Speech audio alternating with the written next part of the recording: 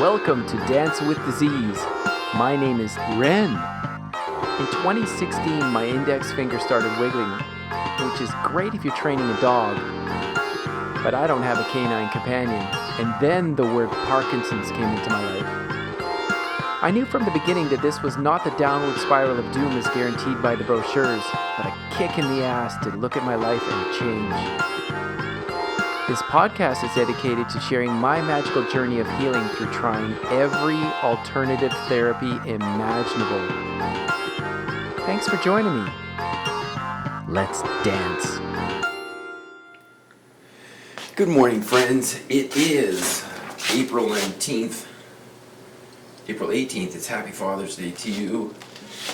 It's 7:24 a.m. I slept in. Yes, that's right. I slept in because I woke up at 1 and was up for a couple hours. So I slept in. And yeah. And I feel pretty good, actually. Feel rested. A little disappointed that it's hard to break through disappointment in myself for not being. I mean, I felt like I was very productive yesterday, but I'm also disappointed that I didn't. I ate too much nut butter. I eat too much. I got plugged into the news too much.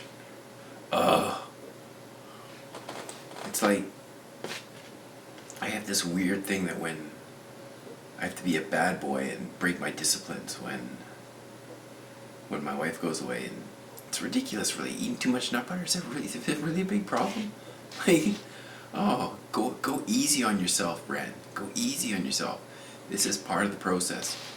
Was I too plugged in? I actually had the moments where I unplugged, but I'll just watch YouTube things in the news. The news sets me off. Oh, it's terrible. What can you do?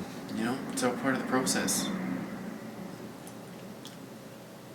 And I dreamt that I was going to be late for work, letting everybody down. What can you do? But then so my watch will buzz when the alarm goes off. So when I was up to go to the washroom the second time at around 3, I took it off. And I take out my watch when I sleep in because I want to sleep past. Yeah, I don't want to be woken up. I want to catch up on the sleep. But I'm feeling pretty good. It's Father's Day. And I'm going to call my father and my mother and say thank you. Because my mother was both for me for the first 14 years of my life. She did the best she could, and I'm grateful. Yeah. Let's keep going. I've talked enough. Let's get this party started.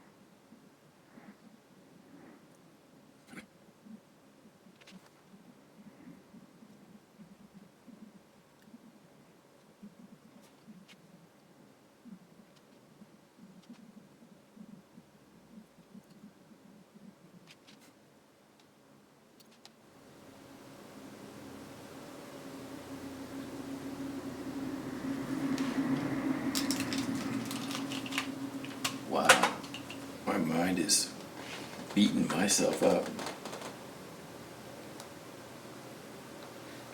Whew.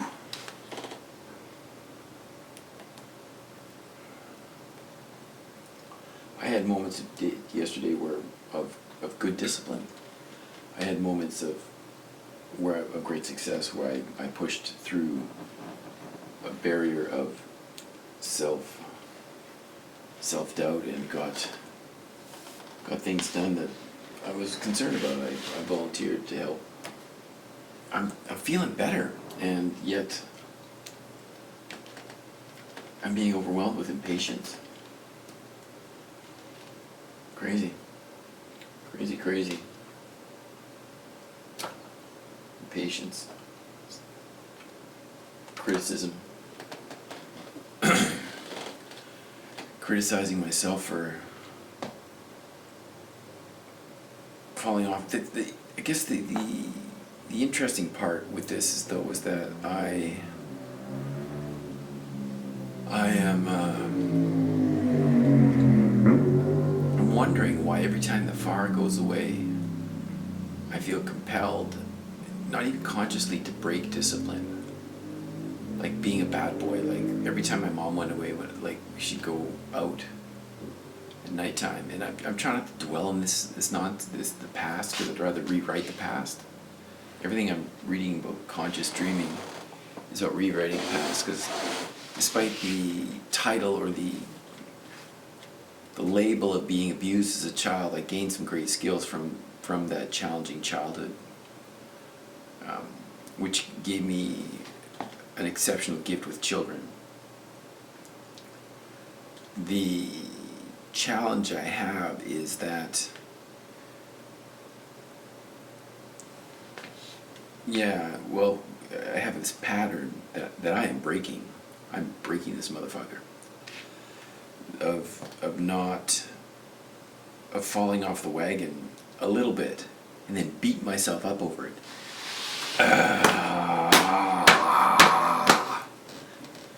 So be it, right? It's part of the process. It's all part of the plan. God is my partner.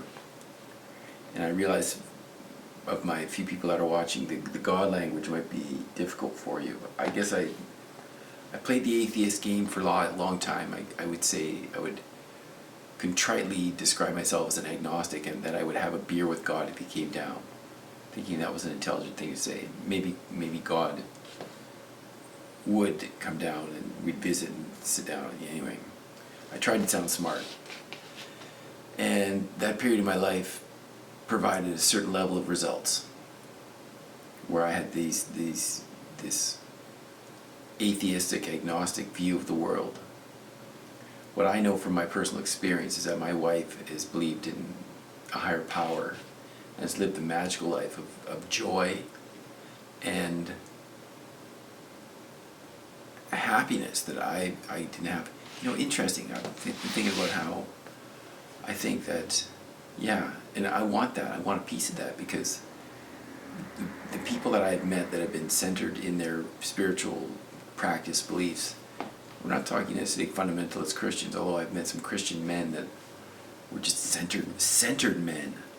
I was like, ooh, I want a piece of that, because if they're gonna, not this machismo of blue collar machismo that I grew up with, they're just men, and without any preconceptions or fronts or games, just men, solid, anchored men. I want a piece of that. And maybe that's why I invited this into my experience. Well, certainly it's a piece of it. I want to shed the past. Because the past, or shed the label that I've given on the past, that that I should be ashamed of myself and that I'm not unworthy, and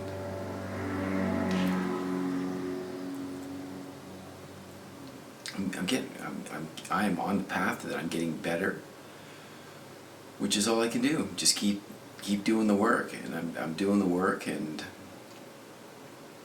I thank you, my dear friends. This is it's interesting to get your responses. It's interesting to, I appreciate the positive feedback. You are wonderful people. This is, this is not like watching normal YouTube stuff. This is the real deal. This is the real life. This is the spiritual awakening. And I guess I'm also nervous about going to the Czech Republic. Like I've got high expectations because everything that I've experienced to this point about entrainment and being around people that are dialed in and loving is that it's elevating. So I've tried so many things in this journey, and this is the one that I believe it's all about. And to have the desire, the deep desire to see this experience come to fruition, and then to be still experiencing old patterns that I believe are the catalyst of this difficult challenge arise. The disappointment in myself is pretty compelling. And then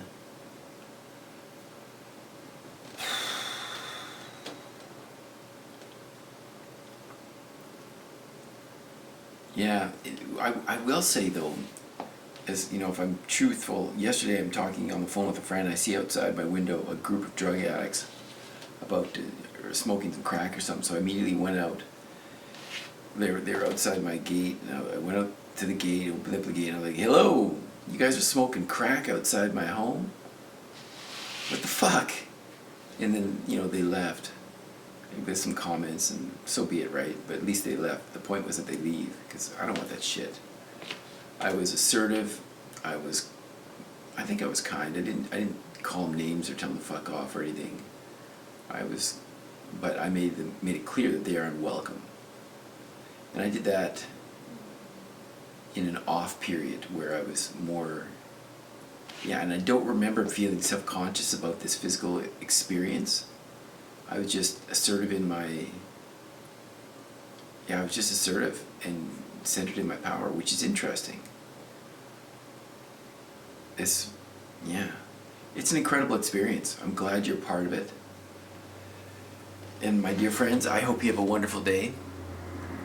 I plan to do the same, and I'm going to try to work. I can see the framing of this in the mirror behind the phone. I'll try to make it true that make it so that my head's not cut off.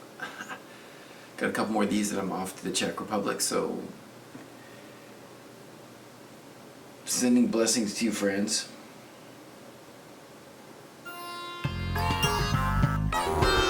Thank you for listening to the Dance with Disease podcast. My name is Ren. It's been a pleasure to have you here today. For more podcasts and the films, Dance with Disease, log on to YouTube, Ren the Artist. See you next time.